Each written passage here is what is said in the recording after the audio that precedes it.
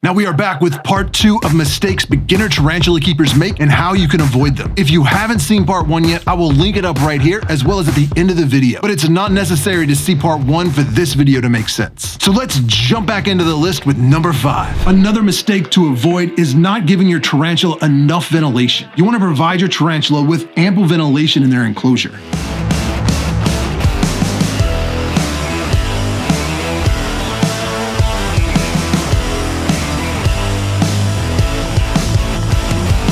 It's been speculated that the leading cause for sudden avic death syndrome was stagnant humid air and not enough ventilation. Most species of tarantulas seem to thrive in an enclosure that provides cross ventilation, meaning there's plenty of ventilation on two sides. I've also had a lot of luck with having ventilation in the front and the top.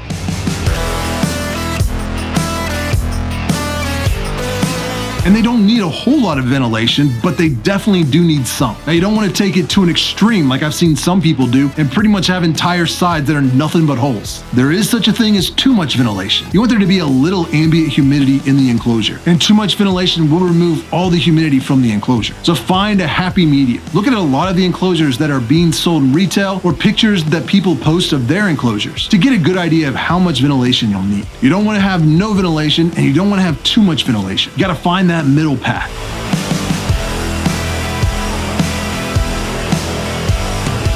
And while we're talking about ventilation, this is another mistake to avoid, and that is to make sure your vent holes aren't too large. You see this a lot when people get brand new spiderlings. This is a mistake I've made a few times myself, and that's having a spiderling that's very small and putting it into an enclosure with ventilation holes that are too large. A spider can squeeze out of a hole that's the width of their carapace. That abdomen can squish a little bit and they can pop right out of there. So especially with spiderlings, make sure that the ventilation holes are no larger than the tarantula's carapace. And for larger tarantulas, make sure that the lids or doors are always locked and secured. Tarantulas can sometimes be escape artists, and if you leave a door unlocked, they might push it open. If the lid is not securely attached, they've been known to push those off as well. So if you want to avoid an escaped tarantula, make sure the lids are on tight, the doors are locked, and the vent holes are not too large.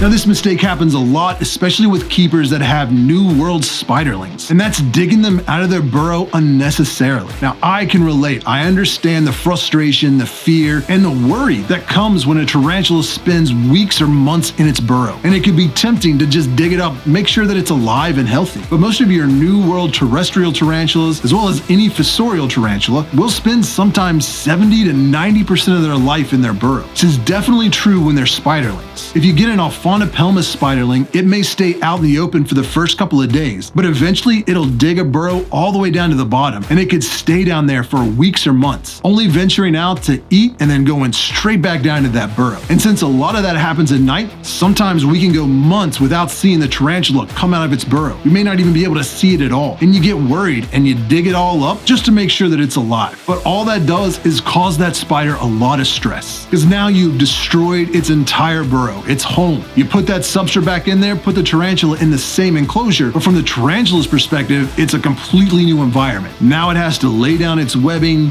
dig a whole new burrow, settle into a new setup, and it can stress them out. And you don't want to needlessly stress out your tarantula. So if you're really worried about your tarantula, I'm not saying never dig them up, but 9 times out of 10, it's unnecessary. It causes the tarantula unneeded stress, and if your tarantula is in the process of molting in its burrow, digging it out could actually cause it some irreparable harm or even lead to its death. So be careful.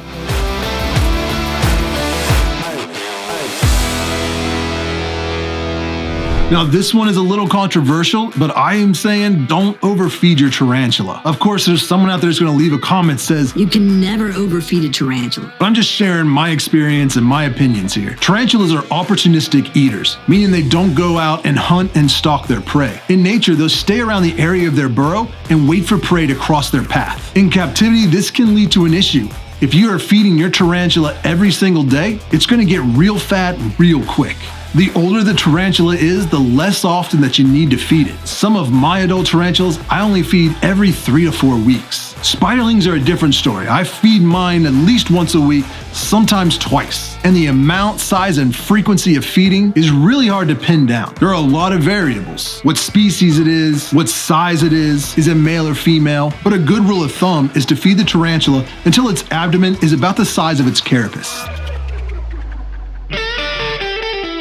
If the width of the abdomen is smaller than the carapace, then it's probably underfed and you need to feed it more prey more often. If the abdomen is much wider than the carapace, then it's being overfed and you need to feed it less prey less often. A good, healthy-looking tarantula has an abdomen that's about the same width, the same size as the carapace.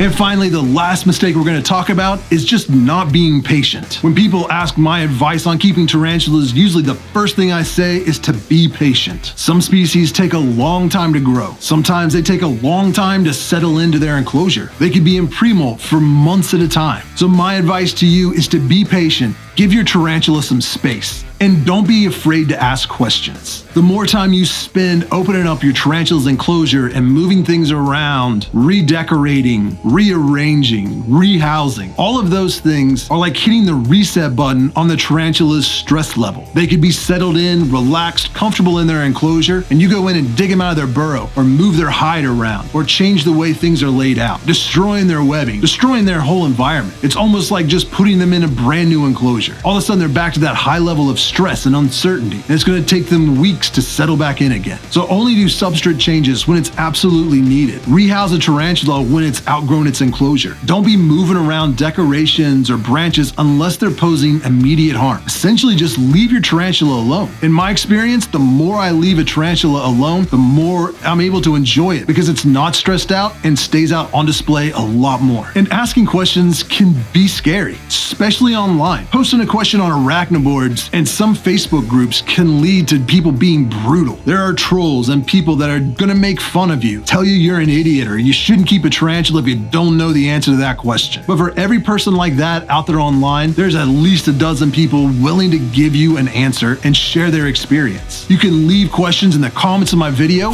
I also have a Tarantula Collective Facebook group online, and the mission of that group is to provide a safe place for new keepers to ask questions. But sometimes even in my group, there are some trolls that will leave some stupid comments under a question. We try to deal with that and get rid of those people as fast as possible. But if you don't know, ask. Now I have a whole playlist of videos I put together especially for new keepers that will answer a lot of the questions you might have, and I will link that right here. If you want to see my video on the top 10 mistakes tarantula keepers make, I'll link those videos right there. As always, I appreciate you watching. Subscribe if you want to see more. Thanks for buying Tarantula Collective merchandise, and I will see you next Tuesday.